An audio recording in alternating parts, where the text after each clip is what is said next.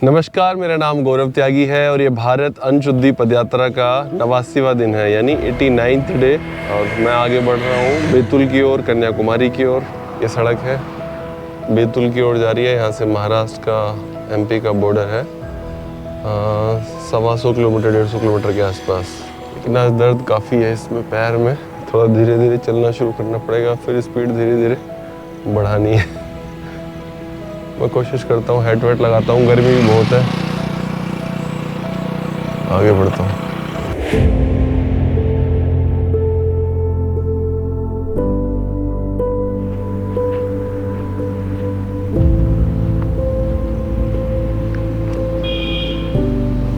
हाँ भाई, पानी तो पी लो। पानी भी, अब तो चोट भी चू चू कर रही है यार। ओ भाई भाई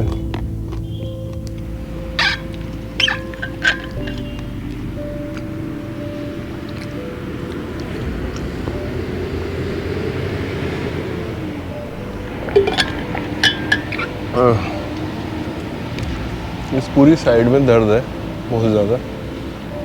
चलने में बहुत दिक्कत हो रही है, एवरेज बहुत कम हो गया, लंगड़ा लंगड़ा के चलना पड़ रहा है। रजत जी कह रहे थे, हाँ तो तुम्हारी चाल जो है बदली बदली नजर आ रही है। सच में ऐसे ही हो रहा है। और ये पूरा पेन कर रहा है। मैं कल स्लिप होके कर गया, कल इसी दर्द में चलना पड़ा 21 किलोमीटर, और आज भी चलना है। थोड़ी देर आराम करेंगे। बढ़िया पेड़ है यहाँ पे। वैसे ये प्रभु आपने अच्छा काम किया, मतलब इन पेड़ों के बीच में एक जगह ढूंढ ली जहाँ ये पदयात्री थोड़ी देर के लिए रुक सके, थोड़ी देर विश्राम कर सके। अद्भुत है भाई, बहुत अच्छा लग रहा है। रजत जी को प्रणाम। मेरा सब लोगों को प्रणाम।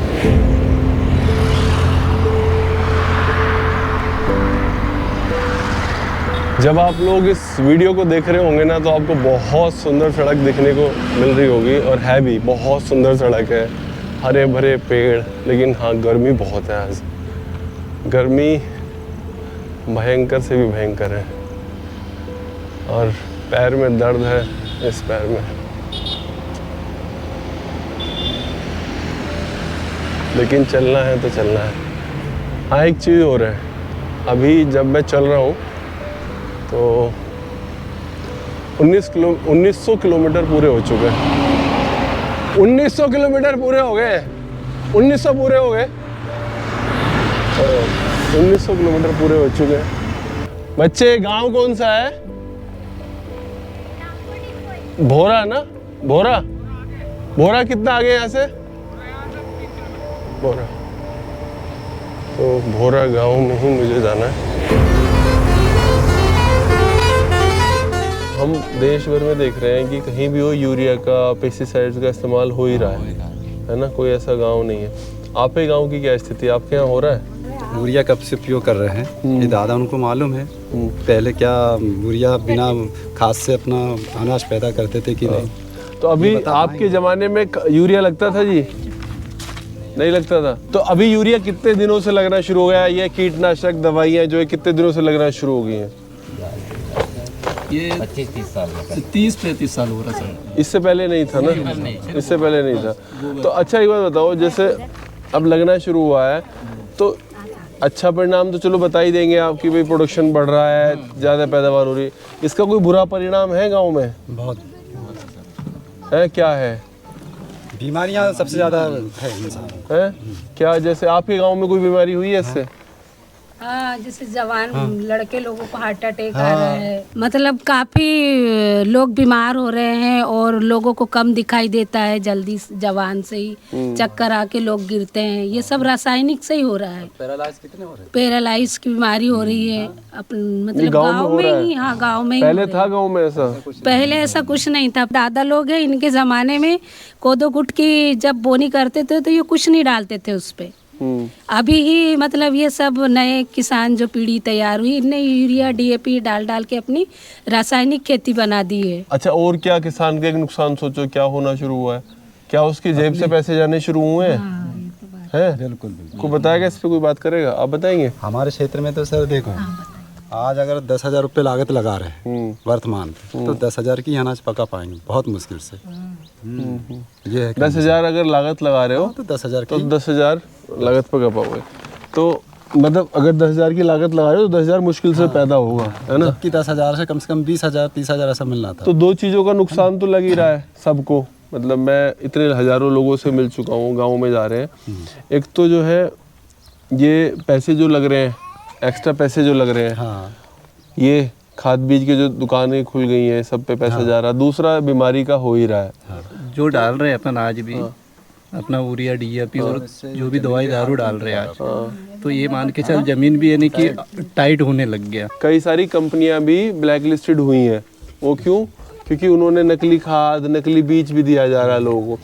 तो जो इसको बना रहे हैं ना कंपनियां, उनको समझ ये है कि किसान अपने बीमारी के ऊपर भी 50 रुपये भी खर्च नहीं करेगा, लेकिन उसकी खेती की बीमारी पे वो 1,50,000 रुपये भी खर्च कर देता आसानी से।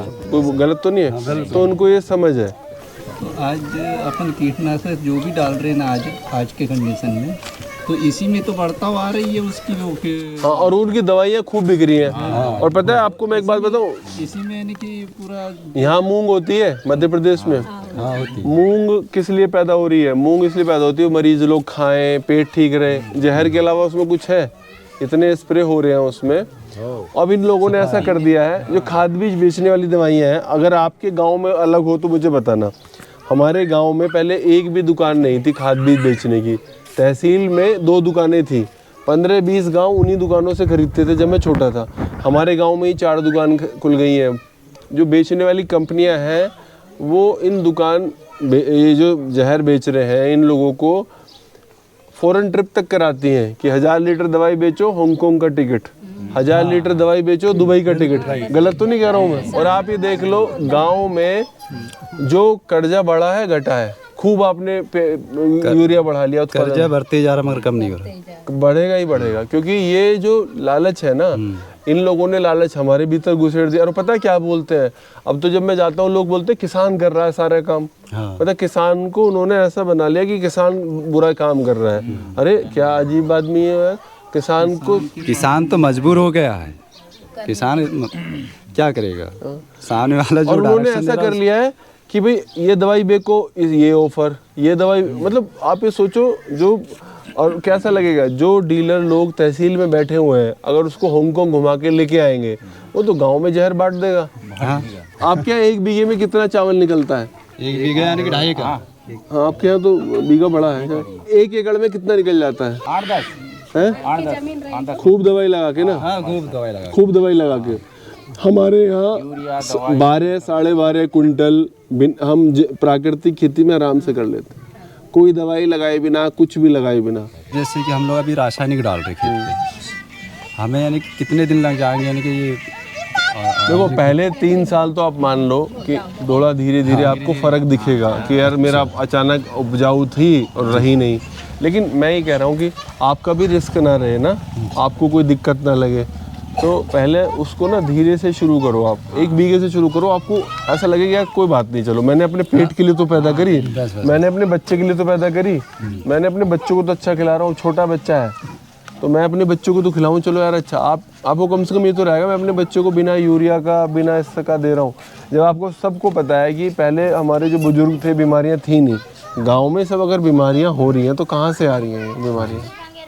कोई आसमान में से तो आ नहीं रही हैं। नहीं खान पान से ही होता है। मैडम है, अगर आप सब चीज़ों को देखती है तो थोड़ा सा शुरू करिए कि चलो गांव में बच्चे हैं, बच्चों के लिए तो शुरू करिए ना। नहीं बताइए आप। अभी हम लोग कर रहे हैं प्राकृतिक खेती, तो उसमें हम लोग ने टमाटर लगाई थी प्राकृतिक खेती में और खीरा ककड़ी लगवाए थे। कुछ ऐसे 10 किसान हम लोग ने गांव से निकाले थे और ज़्यादा नहीं 6 डिसमिल में करके देखे। तो मतलब वो जो खीरा ककड़ी है उसमें अलग परिवर्तन से टेस्ट अलग। अच्छा, उसमें कोई बीमारियां भी लगी होगी? हाँ, बीमारियों के लिए भी उसके अंदर मतलब हम लोग छिड़काव करें, जैसे नीमास्त्र का करा, अग्नि अस्त्र का, जीवामृत का और वर्मी कंपोस्ट खाद और जो सागरी का खाद होती है उसका उपयोग किया।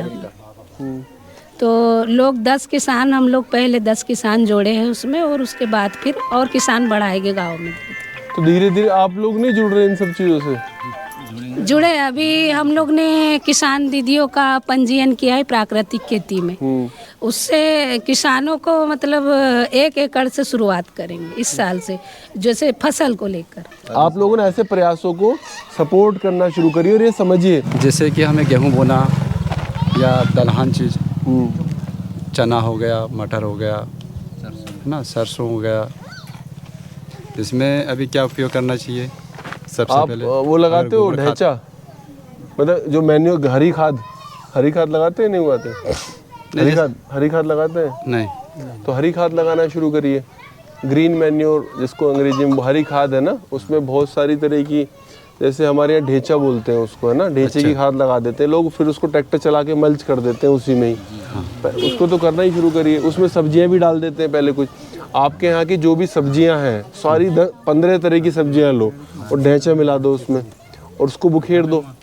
1 महीने में, 1.5 महीने में वो अच्छी खाद तैयार हो जाती है। उसको फिर मल्च कर दो, मतलब उसमें रोटावेटर चला दो। रोटावेटर है गाँव में? हाँ, सब है ना रोटावेटर। तो रोटावेटर चलाओ उसमें। कहाँ से मिलेगा ये? ढेंचा को है क्या बोलते होंगे, मैं देखूं? हाँ, मैं फोटो दिखाता हूँ। अच्छा, गूगल पे मिल जाएगा। गूगल करो ढेंचे का, गूगल भी समझता है। इधर देखो ढेंचा। अब इसके क्या बोलते हैं आपके यहाँ इसको? ये देखो क्या बोलते हैं इसको? अरे ये अपने वो होता ना क्या बोलते हैं, सिरस के जैसा। सिरामली क्या है? अपने खेत में था ना, नजर से अपने खेतों तो खाद लगाते हो ना उसकी? खाद लगाइए उसकी कभी। इसको लगाओ, 1.5-2 महीने बाद इसको ट्रैक्टर चला दो उसमें, बढ़िया बस, बढ़िया हरी खाद। रोटावेटर चलवा दो, हो जाएगा। रोटावेटर चलवा दो, रोटावेटर चलवा दो, पूरा हो जाएगा, पूरा आधा उसी का खाद बन जाएगा। और इसके साथ गोबर खाद, थोड़ी सरसों की बीज डाल दो, थोड़ा ढेंचा डाल दो। अच्छा, सब मिक्स में। ढेंचा ज्यादा हो, ये वाला जी। जिसको, इसको क्या बोलते हो आप लोग? सिरामली। तो सिरामली डालो। सिरामली। जैसे कि ये जो जैविक खाद का खेत बना लिए हमने, फिर उसके बाद कितने दिन बाद अपन को बोना है बीज? बस आपका खेत तैयार, जैविक अपने अगर उसमें कर दिया, रोटावेटर चला दिया, खेत अच्छा बन गया, खेत बढ़िया बन गया जी। उसके बाद फिर आप करो खेती। उसमें क्या है, अच्छा, हर साल लगाओ इसको। तो थोड़े दिन के लिए खाद नहीं डालना? खाद डालो, खूब डालो, पर लेकिन अपने देसी खाद डालो ना, सब डालो। ओनली गोबर खाद? गोबर खाद, जो भी आपके घर, वर्मी कंपोस्ट बना रहे, वर्मी कंपोस्ट डालो। जीवामृत बनाओ। जीवामृत बनाना आता है आपको? बताऊं मैं? इसमें कोई बीमारियां आएगी फसल में? बनाना आता होगा? नहीं आता आपको? क्यों सर? इसमें जो फसल में जिसकी हम पैदा करेंगे उस फसल में कोई बीमारियां आएगी तो उसके लिए भी दवाइयाँ मिलेगी। हाँ, नीम ऑयल का इस्तेमाल करो। जीवामृत बनाना कोई बड़ी बात नहीं है। आप एक ड्रम ले लो 200 लीटर का, है ना, आप ये कर रहे हो, बताओ ना, 200 लीटर के ड्रम में पानी ले लो, उसमें गाय का गोबर डालो, गोमूत्र डालो, थोड़ा सा बेसन डालो, या कोई भी दाल। बेसन नहीं है तो बेसन पे आप अरहर की दाल का पाउडर डाल दो, थोड़ा गुड़ डाल दो, है ना, थोड़ा खेत की मिट्टी, तो बढ़िया 1 एकड़ के लिए एक ड्रम चल जाता है। हर 15 दिन में डालते रहो, हर 15 दिन में डालते रहो, देखना आपकी खेत की सेहत भयंकर बड़े हुई है, भयंकर बसाता। देखो बदबू आएगी। अब किसानों के बदबू से डरोगे तो फिर कैसे होगा? किसान बदबू से डरेगा? किसान गोबर की बदबू से डरेगा? नहीं, क्योंकि वो तो अपनी गाय है ना, पाली वाली, उसी गाय का गोबर अपन को लेना है। इतना भी नहीं होता, मैं खड़ा हो जाता, इतना भी नहीं मारता कि वो इतना भी नहीं होता। अच्छा काम करता है वैसे वो। 1 आध महीने तक रखना पड़ेगा? नहीं, 48 घंटे, 3 दिन में तैयार हो जाता है। उसे घुमाओ सुबह शाम, उसको छान के ड्रम पे डालो। हाँ, बस खेत में मुहाने पे डाल, नाली होती है, नाली पे डाल के बहा दो। अच्छा, स्प्रे भी नहीं करना? स्प्रे क्यों करना? तो नाली पानी के साथ दे दो, खर्चा तो कुछ है नहीं उसमें। तो 1 एकड़ में 1 ड्रम डालो। और जैसे कि सर बीज हम मोल से लाते हैं, कोई भी रेट से, जो बोला दुकान वाला वो रेट से लाना पड़ता हमको, तो बीज बचाने के लिए क्या करना? अच्छा, ये बहुत बढ़िया बात पूछी। तो पुराने बीजों का मत छोड़िए, वो बीज बहुत सालों में बने थे, हजारों सालों में। ये जो नए बीज आ रहे हैं, ये बीज अच्छे नहीं हैं, तो इन बीजों ने भी खराब की चीज़ें। तो अपने जो पुराने बीज होंगे ना, क्योंकि मैं आपके गांव में हूँ, तो यहाँ पर कुछ ना कुछ बीज जरूर ऐसे होंगे जो हमारी पीढ़ी दर पीढ़ी चले आ रहे हो। तो उनको मेरा कहना ये है, खराब मत करिए उन बीजों को। अब ये जो नए बीज है ना, आप देख लो कितने भी नए बीज है 2-3 साल देते हैं, फिर उसके बाद ना बीज बदल जाता है। साल के अंदर सर चेंज करना पड़ता है, नया बीज बोना पड़ता है ना। और क्यों बदलना पड़ता है? क्योंकि उसको पता है वो आप उससे लगे बंदे ग्राहक हो। समझ तो आप सब रहे हो। तो यही कहना है आप लोगों से, हाथ जोड़ के ये विनती है, हम भी आप ही के बीच के लोग हैं। मेरे पिताजी विशुद्ध किसान हैं, तो एक बार ये था कि बार इस बात को कहने के लिए निकलेंगे। तो यही विनती है कि आप जो है बाज़ार पे जो अपनी आश्रित होना है ना, वो कम कर दीजिए, बाज़ार पे निर्भरता कम कर दीजिए। अपने बीजों को संरक्षित रखिए, अपने बीजों को सुरक्षित रखिए, और जो ये बाहर का सामान है ना, इसका इस्तेमाल कम कर दीजिए। धीरे धीरे उसको खात्मे की तरफ बढ़ना है। आखिरकार किसी तरह मैंने 23 किलोमीटर की पदयात्रा पूरी की और मैं आ गया हूँ कुंडी टोल प्लाजा पर। मेरे पीछे टोल प्लाजा है। कल मैं यहाँ से यात्रा को आरंभ करूँगा और ये 89वें दिन की पदयात्रा पूर्ण हुई। कल शुरुआत होगी एक नई, और पैरों में दर्द है बुरी तरीके से, जहाँ चोट लगी है यहाँ पर, और मैं बस हिम्मत करके आज बढ़ता रहा। आप लोगों का प्यार उसमें एक बड़ा हिस्सा है, बड़ी भूमिका निभा रहा है, जो मुझे इतना चलने को प्रेरित कर रहा है। बाय बाय, टेक केयर, आप अपना ख्याल रखिएगा। शुभ रात्रि।